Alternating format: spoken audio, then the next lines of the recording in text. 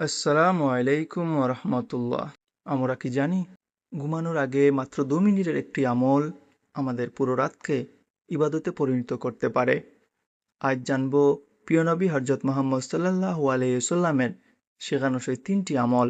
ঘুমানোর আগে অজু করে ডান কাতে শোয়া সুন্নত। নাম্বার 1, ঘুমের দোয়া।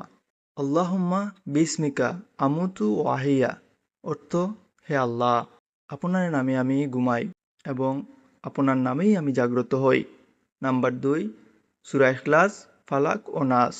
2 হাত এক করে সূরা ইখলাস, সূরা ফালাক ও সূরা নাস পরে ফু দিয়ে তা দিয়ে যতটা সম্ভব পুরো শরীর মাসে করা। নাম্বার 3, আয়াতুল কুরসি।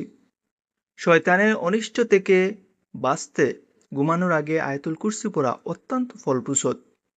প্রিয় মুসলিম ভাই ও বোনেরা, আসুন আজ রাত থেকেই আমরা এই সুন্নতগুলো পালন করা শুরু করি।